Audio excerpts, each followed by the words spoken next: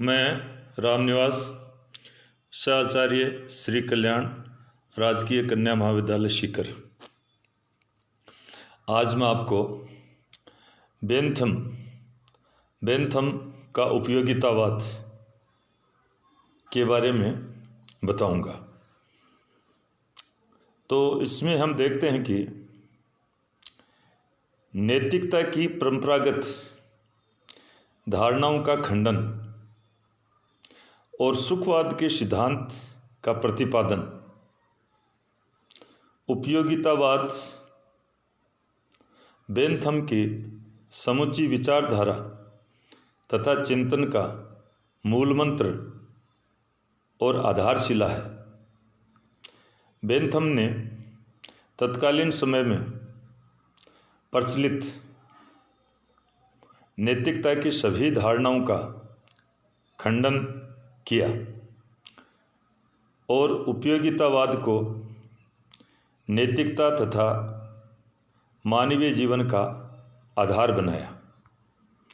Bentham के अनुसार ईश्वरीय इच्छा, प्राकृतिक विधि और अंतःकरण ये सब कुछ वैयक्तिक या आत्मगत, जिनको सब्जेक्टिव कहा जाता है, ये कल्पनाएं मात्र हैं। और मनुष्य को जो कुछ अच्छा लगता है उसी को ईश्वरीय इच्छा, प्राकृतिक विधि या अंतरात्मा के अनुकूल कह देता है। ईश्वरीय इच्छा, प्राकृतिक विधि, अंतरात्मा के संबंध में प्रामाणिक रूप से हमारे द्वारा कुछ भी नहीं कहा जा सकता। इसलिए ये धारणाएं निरर्थक हैं।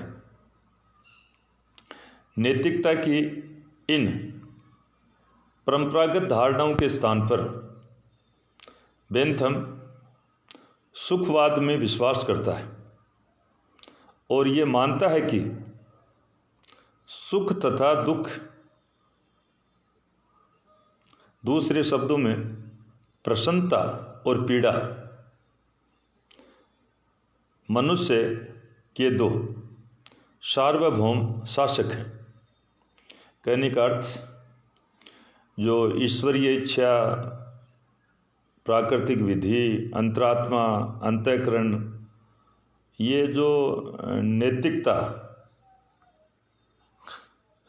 के अनुसार जो नैतिक परिदृश्य है, नैतिकता को लेकर जो कहा जाता है, उस मर्यादाओं में जिन जिन बातों को, तत्वों को रखा जाता है, वो बेंथम उनको स्वीकार नहीं करता है। बेंथम केवल मनुष्य को संचालित और प्रेरित करने वाली या फिर जिनसे वो अधिक प्रभावित होता है, दो ही बातें हैं, सुख और दुख। दूसरे शब्दों में प्रसन्नता और पीड़ा, यही मनुष्य को के दो मालिक हैं, शासक हैं, और ये सार्वभौमिकता को लिए हुए हैं। बेंथम ने एक जगह अपने शब्दों में कहा है, प्रकृति ने मानव को सुख दुख नामक दो प्रभुत्वपूर्ण स्वामियों के शासन में रखा है। हमें क्या करना चाहिए या हम क्या करें, ये केवल वे ही निश्चित कर सकते हैं। एक मनुष्य अपने शब्दों द्वारा उनके शासन से बचने का दिखावा भले ही करे, किंतु वास्तव में वह सदैव उनके अधीन ही रहेगा। कार्यों के उद्देश्य की अपेक्षा परिणाम का महत्व है। कोई काम किस उद्देश्य से किया जाता है, इसका कोई महत्व नहीं है। महत्व की चीज़ तो उसका परिणाम है। उसके अनुसार जो वस्तु हमें सुख की अनुभूति देती है वह अच्छी है ठीक है और उपयोगी है, और जिस वस्तु से हमें दुख की अनुभूति होती है वह बुरी, गलत और अनुपयोगी है। तो यहाँ पर बेंथम ने मानव के दो वो प्रभुत्वपूर्ण स्वामी बता दिए हैं, सुख और दुख। इनके अनुसार ही ये निश्चित रूप से प्रभावित करते हैं, और क्या करना चाहिए नहीं करना चाहिए उस चीज़ों का निर्धारण भी इनके द्वारा ही होता है। और यदि दूसरे शब्दों में कहें तो बात यह है कि मनुष्य सदैव सुख दुख है उनके अधीन रहकर ही, उनकी अधीनता में ही उसका जीवन है वो संचालित होता है। और यहाँ पर उद्देश्य को बड़ा न मानकर परिणाम पर महत्व दिया जाता है। और परिणाम की बात करें तो ये देखा जाता है कि किस वस्तु में कौन से कार्य से सुख मिलता है और किस वस्तु या किस कार्य से, कौन से कार्य से दुख मिलता है, पीड़ा मिलता है। तो जो सुख की अनुभूति देता है मनुष्य वो काम करना चाहता है, और जिससे दुख मिलता है, दुख की अनुभूति होती है, उससे मनुष्य बचना चाहता है। पर है वो इन दोनों स्वामियों के अंतर्गत ही। और इस जो संख्यात्मक परिणाम है उसका बेंथम ने महत्व बताया है, न कि उद्देश्य के बारे में उन्होंने कुछ ज़्यादा कहा है।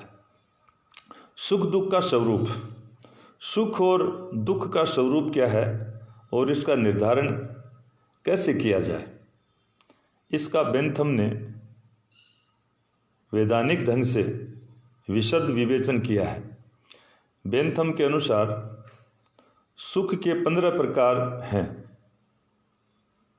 इंद्रियों द्वारा प्राप्त होने वाला सुख, संपत्ति का, दक्षता, मित्रता, उत्तम चरित्र, शक्ति, पवित्रता, परोपकार, असत्कामना, बुद्धि, स्मृति, कल्पना, आशा, सत्संग, दुख मुक्ति से प्राप्त होने वाला सुख, ये 15 प्रकार के सुख बताए हैं।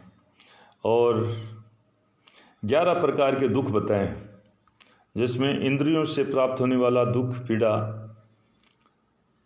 गंवारपन या फूहड़पन, शत्रुता, बदनामी, उदारता, द्रोह, स्मृति, कल्पना, प्रत्याशा, साचर्य और अशोभनीयता से उत्पन्न कष्ट। यहाँ पर मैं थोड़ा आपको बताना चाहता हूँ, ये जो मैंने 15-11 बताए हैं ये पुखराज जैन के लेखन से लिया गया है। और BL फड़िया उनकी जो पुस्तक है उसमें सुख 14 बताए हैं और दुख 12 बताए हैं। तो ये यदि आप 14-12 का उल्लेख करते हो तो उसका आधार आपको वो लेना पड़ेगा, और जो 15-11 की बात है ये पुखराज जैन वाली है। यहाँ पर अब हम थोड़ा आगे बढ़ते हैं। अन्य सब प्रकार के सुख और दुख पूर्वोक्त आनंदों और कष्टों के मिश्रण से उत्पन्न होते हैं। ये संख्या में इतने तो बता दिए 15-11, पर और भी किसी प्रकार के सुख दुख हो सकते हैं, पर वो एक प्रकार से इन दोनों का के मिश्रण से ही वो बनेंगे, अलग से नहीं। इन 15 और 11 का उसमें थोड़ा बहुत जरूर रहेगा। और सुख दुख का स्रोत, बेंथम के अनुसार सब सुख दुख बाहरी कारणों के प्रभाव से उत्पन्न होते हैं, किंतु सब व्यक्तियों को एक कार्य विशेष से समान मात्रा में सुख अथवा दुख नहीं होता। इसका कारण व्यक्तियों की संवेदनशीलता या अनुभव करने की शक्ति में अंतर है। बेंथम के अनुसार मनुष्य की संवेदनशीलता 32 चीज़ों से प्रभावित होती है, जिनमें से कुछ मुख्य हैं, जैसे स्वास्थ्य है, ज्ञान की मात्रा है, बौद्धिक क्षमता है, मन की स्थिरता है, नैतिक संवेदनशीलता है, आर्थिक परिस्थितियां हैं, लिंग, आयु, पद और जलवायु। और भी जो अनेक हैं वो इसमें हो सकते हैं आदि। तो ये सुख दुख के स्रोत हैं। अंत में हम लेंगे कि बेंथम के अनुसार, बेंथम ने सुख दुख के यहाँ पर 5 स्रोत बतलाए हैं, जो इस प्रकार हैं। नंबर 1, प्राकृतिक। जब कोई सुख या दुख प्राकृतिक घटनाओं के कारण होता है तो उसको प्राकृतिक सुख या दुख कहा जा सकता है। प्रकृति कोई सुख दुख दे तो वो इसमें आता है। राजनीतिक अथवा कानूनी। जब कोई सुख या दुख राजनीतिक अवस्था अथवा कानून के कारण मिलता है तो वह राजनीतिक ही सुख दुख कहलाता है। नैतिक। जब कोई सुख या दुख नैतिक दृष्टि से अच्छा या बुरा काम करने पर होता है तो उसे हम नैतिक सुख या दुख कहते हैं। चौथा, सामाजिक या लौकिक। जब किसी कार्य को करने पर समाज हमें पुरस्कार या दंड देता है तो ये हमारा सामाजिक सुख दुख होता है।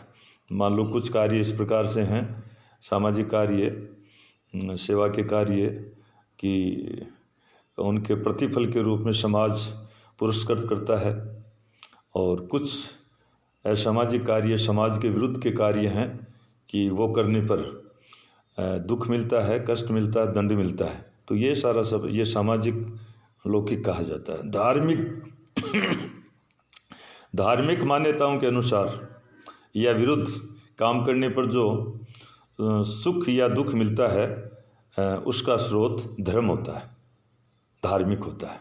तो इस प्रकार से आज हमने ये बेंथम के उपयोगितावाद के बारे में आपके सहयोग से विचारों का आदान प्रदान किया है। मैंने ये आप तक संप्रेषित किया है। आपको और भी इसको ध्यानपूर्वक समझना है, देखना है, और कोई सुझाव हो, यदि आपकी ओर से कोई सुझाव आप मुझ तक प्रेषित करते हो तो मैं उसका इंतज़ार करूँगा। और आपने ध्यानपूर्वक सुना, समझने का प्रयास किया, इसके लिए आपको बहुत बहुत धन्यवाद। मैं यहीं पर मेरी वाणी को विश्राम दूंगा। एक बार पुनः धन्यवाद।